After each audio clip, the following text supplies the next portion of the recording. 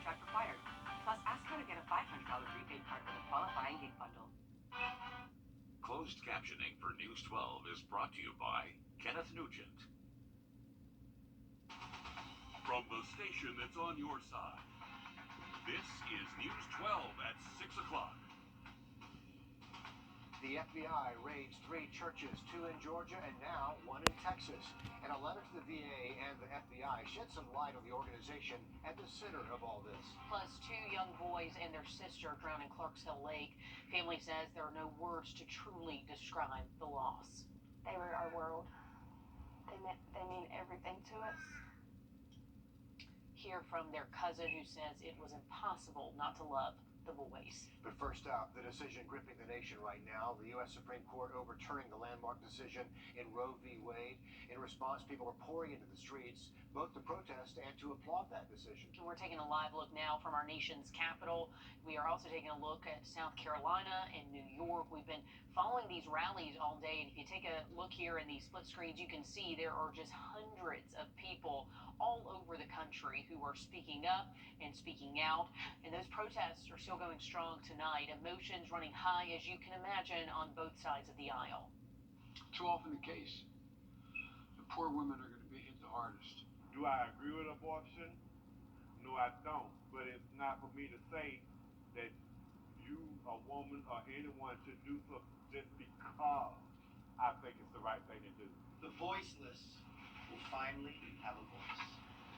So, I'm going to give you a look at the states likely to ban abortion in the wake of all this now that the Supreme Court has cleared the way. That includes Georgia, South Carolina, and all of our bordering states except for North Carolina. Today, District Attorney Jared Williams here at home says he is not going to enforce criminal punishment for abortions. He says, until our community is rid of violent crime and sexual predators, I will not expend our limited resources to prosecute women and their doctors for personal health care decisions. Our Alyssa Lyons joins us live in the newsroom now. So, Alyssa, you've been following up with political experts. What are the implications of this decision for our area?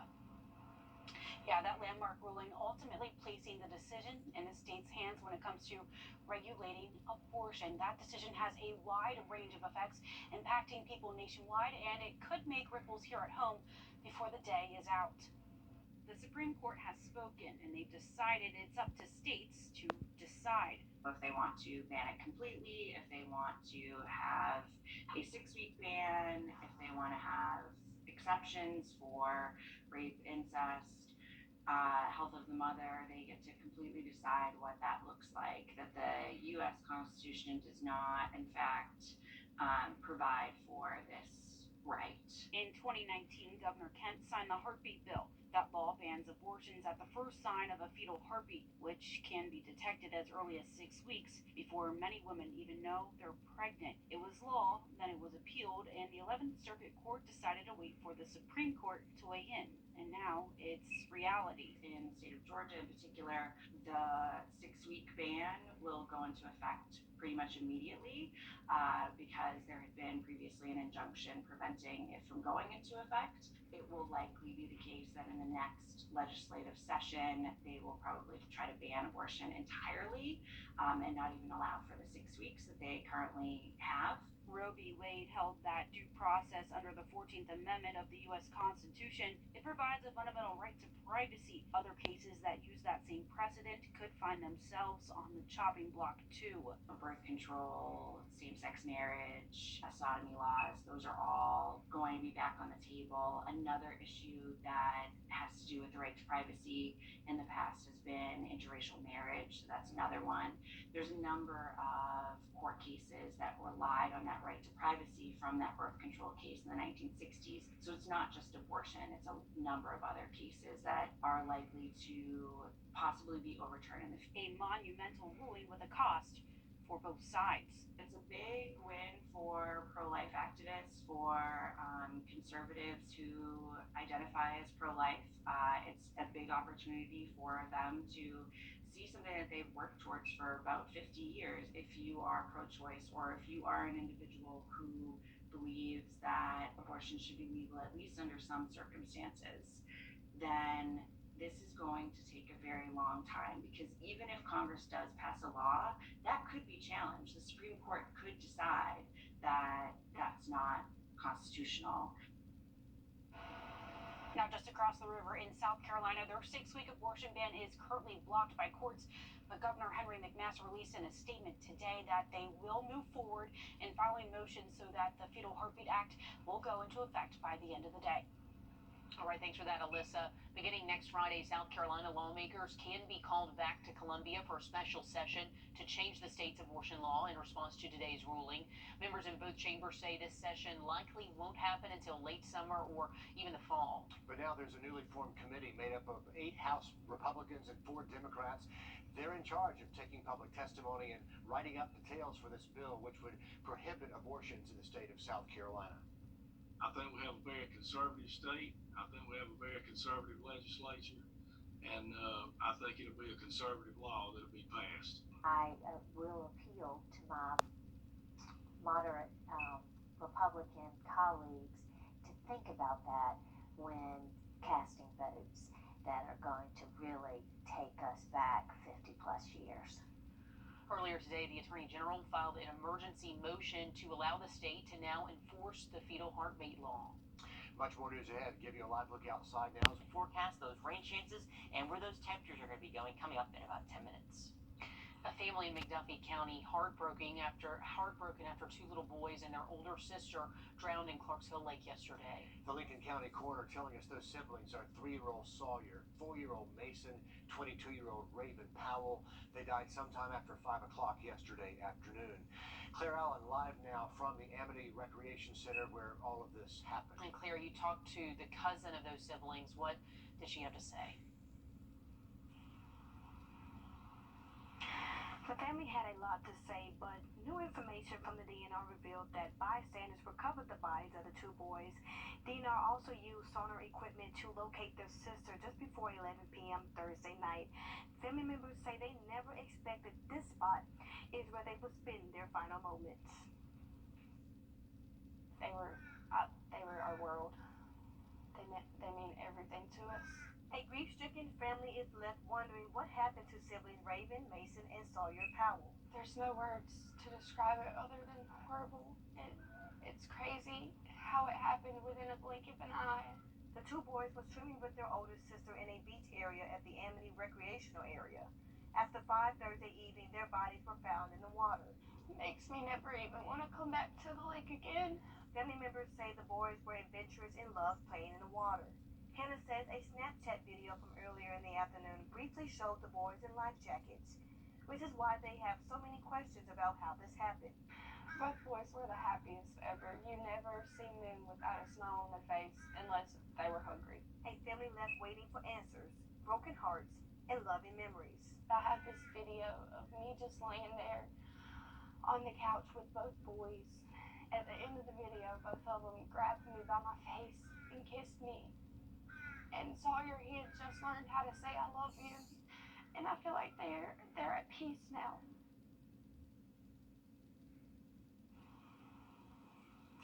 Now, the GBI is taking the lead on this case. We did ask them if they ruled out any foul play, and they told us that they have not ruled out anything at this point. They are conducting interviews, following leads, and waiting for autopsy results to know more. As for the family, they say they would never be the same after this incident. In Clark Hills, Claire Allen, on your side. All right, thanks for that, Claire. Our hearts certainly with that family. Breaking news, we are learning the child hit by a car earlier today in Augusta is in critical condition. The Richmond County Sheriff's Office tells us the victim is a 13-year-old. It all happened this morning on White Road at Kissing Bower Road. Officials are still investigating. There are no charges right now as they finish up tying up all of the loose ends. Shifting gears now, filling the gaps in historic Augusta, the Hub for Community Innovation holding this grand opening today. The home for local nonprofits and the Boys and Girls Club promises fresh food, health care, education, mental health services, and more. Will Rio shows us how this hub will be a game changer for the Lady Walker and Harrisburg communities. This was more than just a ribbon cutting for two of these spectacular buildings. This is about the 4 cornerstones placed inside of this building that makes it so special. Now, people tell me that it's hard to believe that we're actually in here, and they're ready to start serving the community. The ribbon cutting symbolizes a new beginning in the heart of Augusta. This community has done something amazing with these 2 buildings, and now what we have in front of us is how do we make these buildings come to life? 4 local nonprofits through the doors of Hub West are hoping to bring life to Harrisburg and Lady Walker. How can I really describe that? Augusta Locally Grown connects farmers to people. They're expanding fresh food access in their new space with a full kitchen. This gives us a home, and it also gives wonderful assets to the community. Upstairs is AU's Literacy Center. They provide free, high-quality literacy classes for children and adults. Now this really helps our clients, our children, their families to easily access the facility here and then to benefit from it. Access to healthcare and mental health resources are vital. Harrisburg Family Healthcare says this location will help them keep up with patients needing free care. There are so many patients here who don't have insurance or who are underinsured. They have insurance, but they can't quite make co-pays, different things like that, and they also need a space for care, and so we're that safety net for those patients in the area. Rise Augusta will give remediation and tutoring for kids that are behind, especially in reading. They can provide food, school supplies, and clothing if needed. What we try to do is fill in those gaps for kids so that they can achieve in school. All these resources to push the community in the right direction. Now we gotta live up to the promise. In Augusta, Will Rio on your side. All right, thanks for that update, Will. As we go through the next couple of days, we're going to be seeing some seasonal temperatures. 93 degrees for your Saturday, chance for an isolated shower, but it's looking like many of us will stay on the drier side. That full forecast coming up next. Check it out. Augusta Pride kicks off tonight with Beats on Broad. That's happening right now downtown. Give me a live look from the Augusta Common, and right now the sun is shining. It really is out. The people are seeking shade there, I think, in the Common, but a good-looking crowd as they start to gather for the weekend. Celebrations happening this evening, and then picking back up again tomorrow. They have a parade set for 10 o'clock in the morning. That's right, and it gets bigger every year, so we're expecting a huge turnout now that we're sort of post-pandemic in our minds, at least. But Anthony, they want good weather. What's the weather looking like? Hey, they should have it as they go through the tomorrow morning as well as through the afternoon. Now, tomorrow there's a chance for an isolated shower. Anthony, thanks. The FBI raids a third church, and a letter gives us a glimpse into what might be going on at the Assembly of Prayer. That's ahead on News 12 at 6 o'clock. 3 different churches, all owned by the same organization and all raided by the FBI. Today we're learning agents also swarmed the Assembly of Prayer Church in Killeen, Texas yesterday. That's in addition to the Assembly of Prayer in Augusta and the House of Prayer near Savannah. Celeste Springer digs into these organizations to uncover connections and pieces of the past. 2 years before the FBI came knocking, a nonprofit for veterans tried to sound an alarm. This is a letter the group sent to the VA and FBI back in 2020. The organization Veterans Education Success alleged House of Prayer locations around the country were defrauding vets of GI Bill money. If you're not familiar, the GI Bill provides money for school to service members, vets, and their dependents. According to the VA website, House of Prayer provides seminary schooling. In some cases, courses were actually lengthened to allow that the students would stay there for a longer period of time so that the school could continue to collect their valuable GI Bill benefits. It's quite unclear what they were actually delivering in terms of value, if any at all. That's William Hubbard with Veterans Education Success. His organization alleges the churches took those GI Bill dollars without giving a proper education in return. Potentially, they were collecting roughly $25,000 to $30,000 per student over the last couple of years. And the churches were on an approved list of schools straight from the VA. In the last calendar year, the Hepzibah location collected money from 2 students, the Killeen location had 12, and the Hinesville church had a whopping 55 people enrolled, all signing away tuition money. Really what we were hoping for is that the VA cuts the school off and makes sure that other veterans don't get roped into wasting their valuable GI Bill benefits. But as of now, the 3 churches are still on the VA's list of approved schools, even though all 3 just had a visit from the FBI. Celeste Springer, on your side. So still a lot of questions, and it's not clear if those raids from the FBI are a result of the nonprofit's complaint to the VA. But we did reach out to the VA for a statement on all of this, but they referred us back to the FBI, so we're still waiting to hear back. You've enjoyed the WRDW app on your phone, but did you know you can also stream it on your TV? Even if you cut the cord, you don't have to lose your local news. Wait, what? Or your first alert weather with the free WRDW streaming app. Well, that's good news. And it's easy to do. Just type in or search WRDW, and you've got your local news, first alert weather, sports, and more. The WRDW News app on your Roku, Amazon Fire, or Apple TV store. How do we get her out there? Hey, we don't do this very often, but let's pop in live to our control room because we've got to say goodbye to a couple of very special staffers waving at you.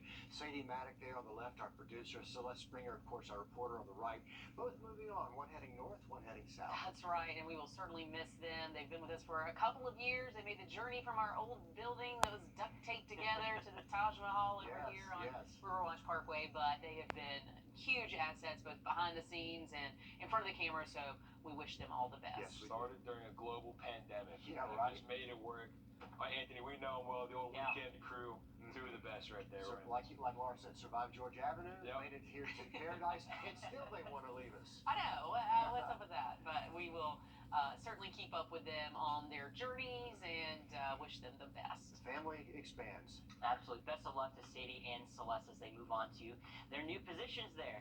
Let's talk about the weather as we go through the next couple of days. We are going to be seeing those temperatures start off on the stickier side for our Saturday morning, warming up to the low 80s by about 10 o'clock, and then eventually getting back to the low 90s for Saturday afternoon. Sunday afternoon, right around 94 degrees with mostly sunny skies. As we continue on through the next 7 days, we will see those temperatures actually start to decrease a little bit more, back to the upper 80s by Tuesday. That's also when the rain chances start to go back up by a 40% chance Tuesday through Friday. Our next live update, 7 o'clock over on NBC 26. We'll see you then.